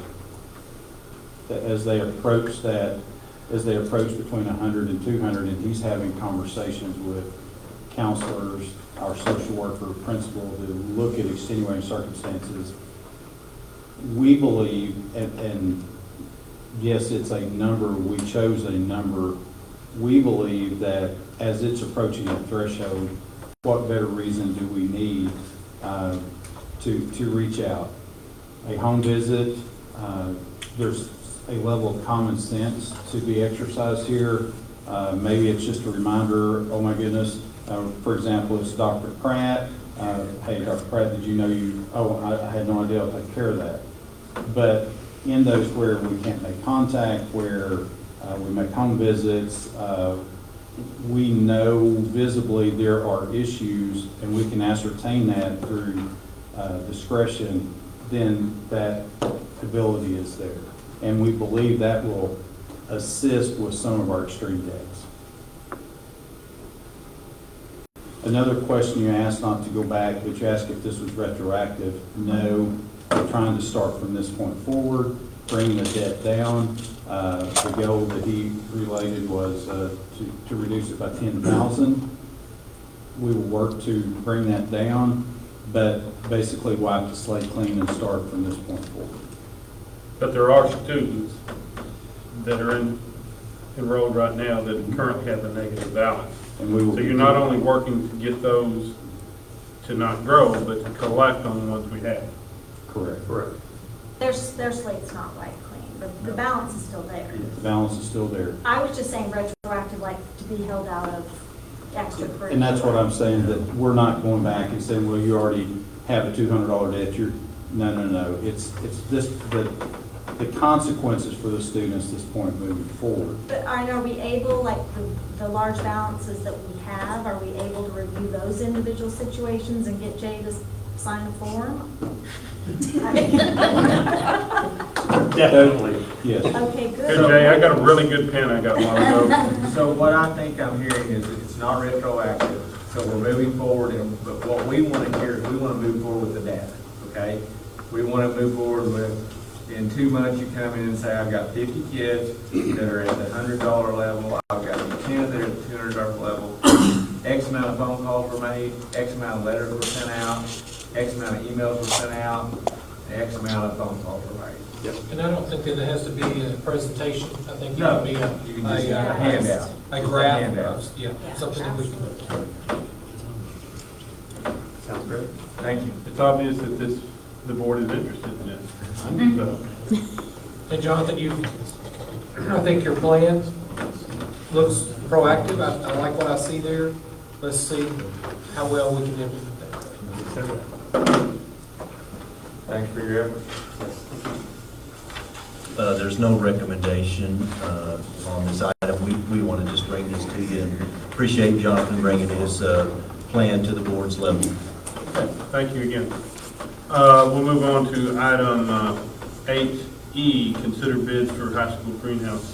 Yes, tonight we have our fearless foursome from our FFA and Agricultural Science Group with us. The high school agricultural sciences program is now about 450 students enrolled. Nope. Okay, I'm getting the thumbs up as Dr. Prattner's short syllabus. It's over 500 students in the program.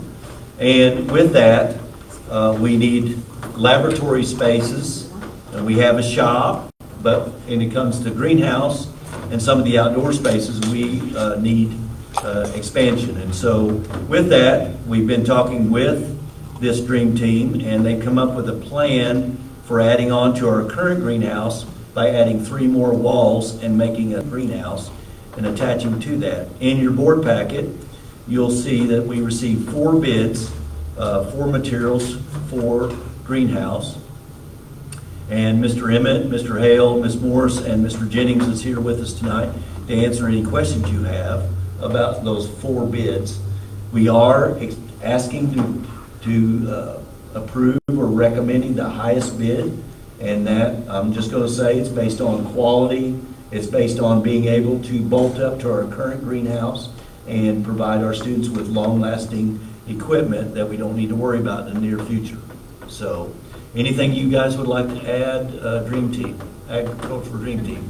The highest bid is also completely, like, that's the company that we work with the most to suit our needs as much. So it has like the walls that will meet up to the right height, being 10-foot sidewalls instead of 8-foot sidewalls. This includes our ADA compliant doors. So it is like more of a ready-to-go bid compared to the others that are missing some heating and cooling systems and shorter sidewalls and things. What's the current condition of the existing structure? The existing structure, obviously, we are using a lot.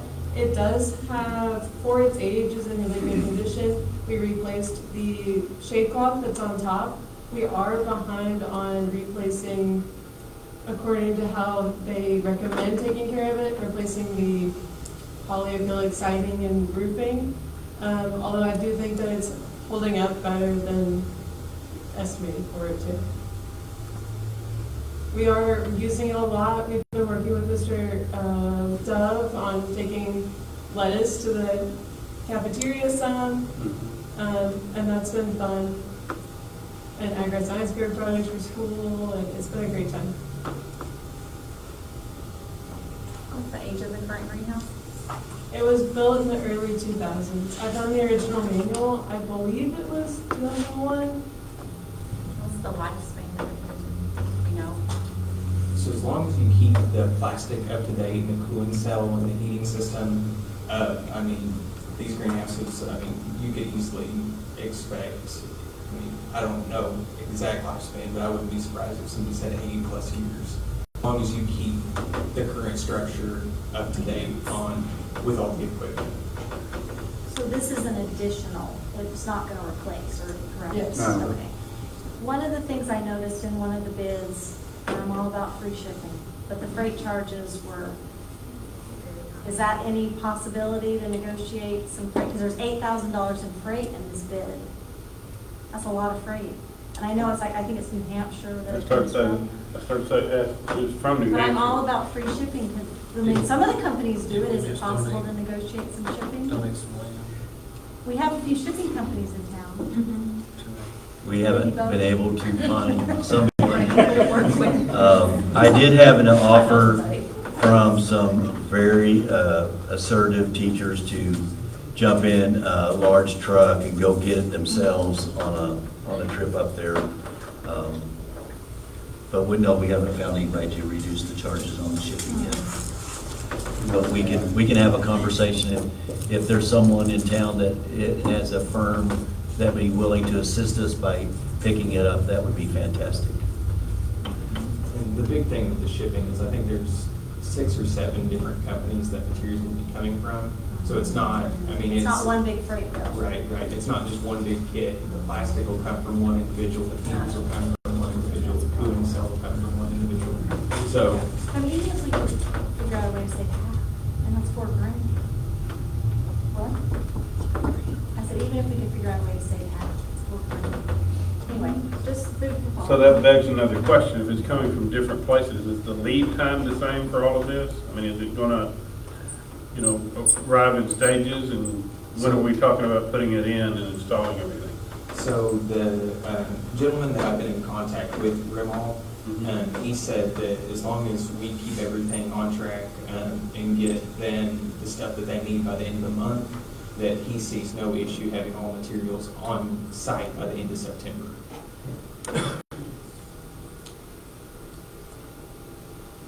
Site prep, we will contract out, Mr. White will contract out electrical work, we won't do that. Plumbing, we can do ourselves. Site prep, we're gonna do ourselves. We can do a lot of those things and get it ready. It has a concrete floor. Where exactly is it? It'll be right beside the current greenhouse. So it'll share a wall with the existing. So look, if you're standing in front looking at the current, to the left, It'll Towards be the where the building. gravel towards the lot, building, there's a gravel lot currently where the there, band where those trailers used to be. trailers, Right. okay. There's one more thing. In our existing greenhouse right now, I mean, we went in there a couple of years ago and revamped the cooling systems and everything in it. And, I mean, it's in pretty good shape. Need a little TLC. But what they're talking about is something that's going to be able to be built there and next to it and be workable. Tell me what this project does compared to, I say other schools within our co-op, but maybe even other schools like size. Where are we at in schools that would have similar interest in FFA? Are we behind facility-wise as far as greenhouse needs and size, or does this put us in the forefront? Does this put us into the pack, or are we? Well, this is going to put us, kind of going to speak, it's going to put us kind of in the forefront, okay? I mean, we're kind of looking at, but adding on to the greenhouse, one of the things we're looking at is we know we're going to grow. We know we're going to create some skills that's going to help students that are going to build maybe landscaping, nursery landscaping, jobs in our area. Because we kind of feel like Harrison's going to grow. And in growing, there's going to be these jobs, and they're going to fit the bill. And we're going to give them some of the training to help them do that. Yeah, this affects 58% of the students at the high school. Listen, I've always felt like we should be a leader within our co-op and also within our area. I mean, so many of our children, and we are a farming community, and so I'm all for moving forward, so it's. So you can make the motion whenever he makes the recommendation. Administration recommends purchasing a 24-foot by 36-foot greenhouse from Remall Greenhouse Systems for a purchase price of $64,597.19. I make a motion that we accept the bid. I have a motion by Mr. Burnside. Is there a second? Okay. Is there a second? I have a second by Mr. Burris. Is there any discussion or questions? I have another question. Go ahead. Tell me again, how many FFA, do we anticipate growth in the group? I know there's an ebb and flow to different groups and clubs. You're talking to me or them? Anybody that wants to answer this. Last year, they finished with 421. Okay, so it grew this year. We don't anticipate any. Well, they finished with 421 students enrolled in ag classes, and they can only have 150 each, so they were 29 away from meeting their max. We've added Alex Jennings, and now it's over 500. Did I understand there might be some other costs that we've not included in the project? Is that what I understood you said? Plumbing? We'll assess perform part of the installation piece of it. Our maintenance team will put it together and help ag team put it together. We'll also pour form and pour concrete. We have a master plumber. He'll do the plumbing piece of it. We will probably contract out with Sims Electric. We'll probably contract out with them for the small amount of electrical work, make sure it's done right. So, yes, we'll self-perform the other components of it. $75 per square foot. What first is that? We said 500. So 60. Yep.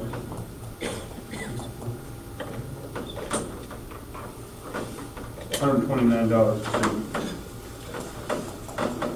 Okay, we have a motion and a second. Any further discussion or question? All those in favor say aye. Aye. Any opposed, the same? Motion carries. Excellent. Thank you.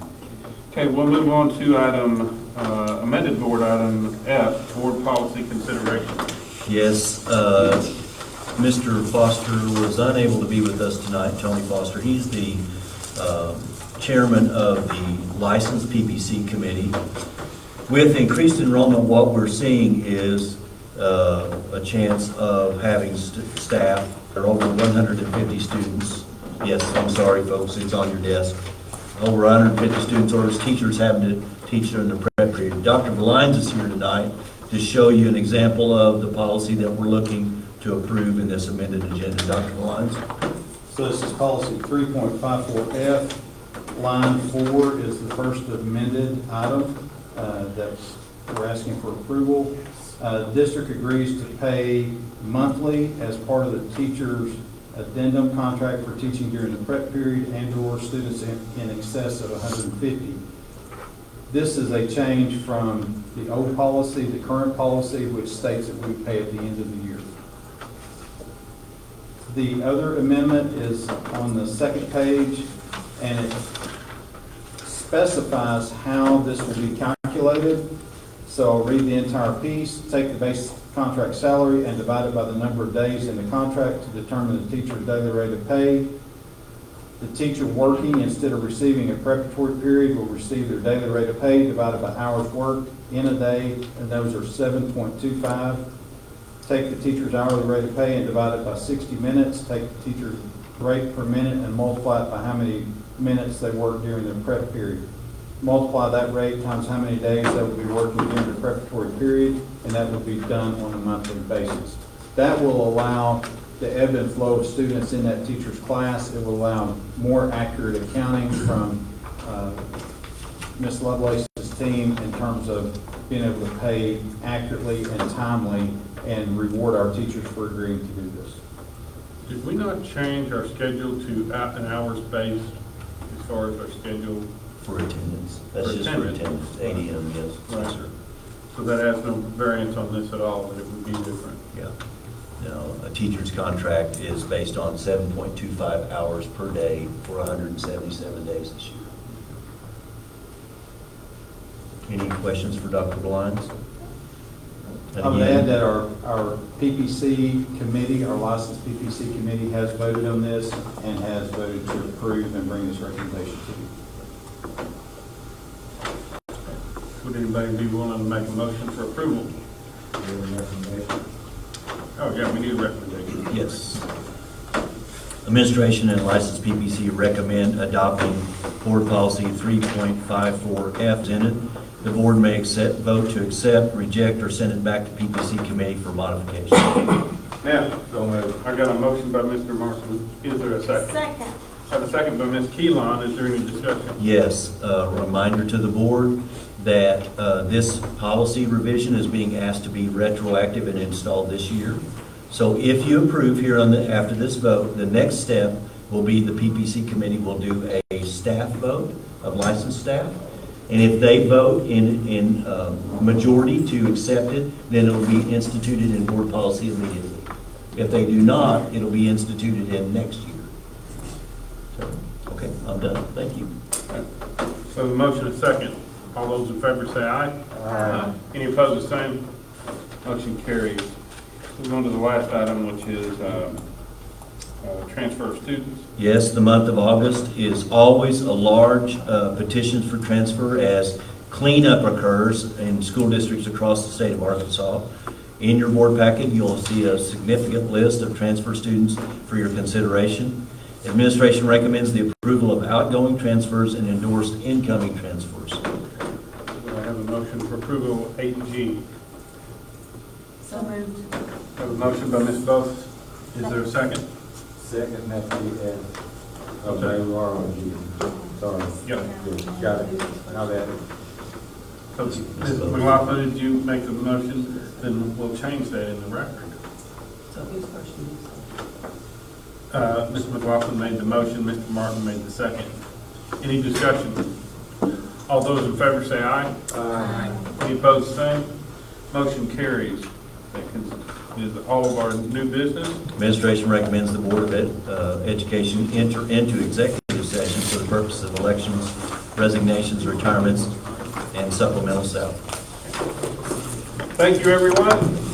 Thank you all.